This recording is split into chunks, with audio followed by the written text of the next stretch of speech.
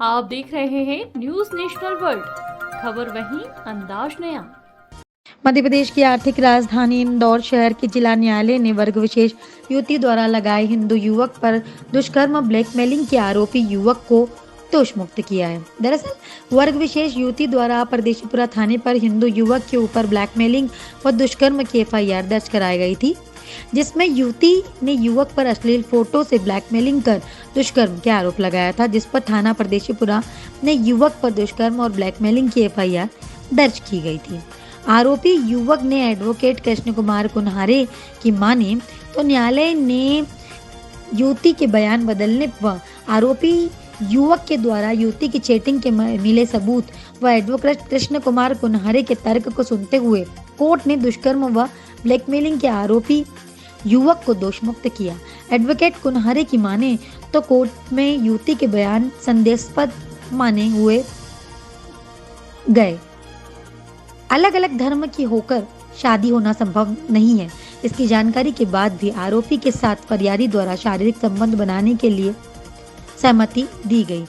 सहमति दूषित न होकर स्वतंत्र सहमति है। तो थाना क्षेत्र का मामला है। इसके अंतर्गत एक युवती जो कि वर्ग विशेष के मुस्लिम समुदाय की युवती, इसके द्वारा 23 मई 2020 को हिंदू वर्ग के हमारे पक्षकार युवक के खिलाफ आरोपी स्वदीप कुशवाहा के विरुद्ध उन्होंने एक एफआईआर लिखाई थी कि आरोपी से मेरी पहचान सोशल मीडिया के माध्यम, फेसबुक के माध्यम से हुई थी और उसके बाद में प्रेम प्रसंग होकर इसने मेरे फोटो आपस में फोटो लिए और मुझे ब्लैकमेल करके मेरे साथ लगातार बलात्कार करा। इसके बाद में फिर युवती ने इसी स्क्रिप्ट को, इसी कहानी को कोर्ट में कुछ अलग रूप से बताया कि इसके अलावा फिर आरोपी उसको ओंकारेश्वर भी ले जाता था, खंडवा भी ले जाता था, वहाँ की होटलों में श्रीलाज में ले जाकर भी बलात्कार करता था और वहाँ पे भी उसने आपत्तिजनक फोटो खींचे। जब युवती को कोर्ट में बुलाया और इसके अंदर कोर्ट में बुला के हमारे द्वारा जब से सवाल जवाब किए गए वकील के रूप में, तो उसने उन सब चीज़ों को स्वीकार करा कि आरोपी ने जिस घटना स्थल पर ले जाने का बोला था नंदनगर किराए के मकान पर, वहाँ के मकान मालिक से कोई पूछताछ पुलिस ने नहीं करी। किसी प्रकार के अश्लील आपत्तिजनक फोटो पुलिस ने जब्त ना करें, ना युवती से करें, ना हमसे करें। और साथ में ही कभी खंडवा या घटनास्थल जो भी उसने कथित घटनास्थल बताया तो ओंकारेश्वर, वहाँ पे भी पुलिस उसको कभी लेके नहीं गई। इससे ये चीज़ स्पष्ट हो गई कि युवती ने जो कहानी बनाई वो संदेहास्पद बनाई। इसी के बाद में आगे चल के चूंकि युवती एक मुस्लिम धर्म की थी और जो आरोपी था वो हिंदू धर्म का था, हमने उससे भी पूछा कि आप जब दोनों धर्म के अलग अलग हो और दोनों के बीच में बगैर कन्वर्शन की शादी नहीं हो सकती, इस बात की भी आपको जानकारी थी। तो युवती ने सब चीज़ें स्वीकार करी कि उसे उन सब चीज़ों की जानकारी थी कि दोनों अलग अलग धर्म के थे, इन सब चीज़ों को और दोनों की शादी होना संभव नहीं है। बावजूद इसके युवती कंटिन्यू युवक के संपर्क में रही।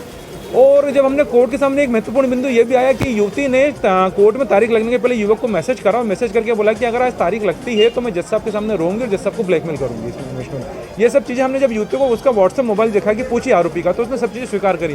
कोर्ट भी सब चीज़ों को देख के अचंभित रह गई। बाद में कोर्ट ने सभी तथ्यों को देखते हुए कोर्ट ने सबसे पहले तो माननीय न्यायालय विशेष न्यायाधीश महोदय चारुलता दांगी जी ने यह अभिमत दिया कि चूंकि दो व्यक्ति अलग अलग धर्म के हैं और दो अलग व्यक्ति अलग अलग धर्म के होने के बाद अगर पीड़िता को इस चीज़ की जानकारी होने के बावजूद कि दोनों की शादी नहीं हो सकती, उसके बाद भी वो आरोपी के साथ में शारीरिक संबंध स्थापित करती है, तो ये नहीं माना जाएगा कि पीड़िता की सहमति हमने दूषित करके ली है। कोर्ट ने उसकी सहमति को स्वतंत्र सहमति माना और ऐसा करते हुए कोर्ट आरोपी को न केवल दोषमुक्त करा, साथ में पुलिस ने जो अभियोजन स्टोरी लिखी थी उसमें भी एफएसएल रिपोर्ट और मेडिकल रिपोर्ट में किसी प्रकार के बलात्कार की घटना की पुष्टि नहीं हुई। इस प्रकार से एक व्यक्ति का पूरा जीवन इस युवती ने खराब करा और इस युवती का पूरा उद्देश्य सिर्फ आरोपी से पैसा हड़पना, पैसा मांगना था। आगे हमारे द्वारा इसके अंदर जो सब इंस्पेक्टर है, चूंकि सब इंस्पेक्टर रेखा चौधरी प्रदेशपुरा की तत्कालीन सब इंस्पेक्टर थी, इसमें निष्पक्ष जांच नहीं करी और इसने वो फोटोग्राफ जब्त नहीं करा। वास्तव में ये मामला एक झूठा होकर इसमें खात्मा लगना, लेकिन पुलिस ने उस सब इंस्पेक्टर ने जानबूझ के इसमें युवती के साथ मिलकर अभियोग पत्र चालान पेश करा, जो कि निष्पक्ष अनुसंधान को न दिखाता। तो हम हाईकोर्ट के नगद वास्तव में उस जांच अधिकारी के खिलाफ आगे कार्रवाई कर रहे हैं और हाईकोर्ट में पिटीशन फाइल कर रहे हैं।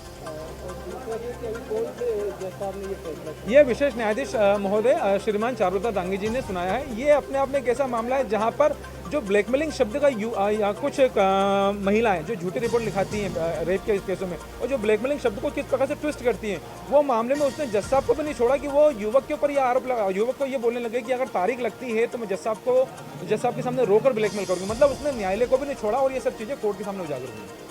इन सब चीज़ों के बाद में कोर्ट ने उसकी कहानी को संदेहास्पद मानकर आरोपी को बरी किया।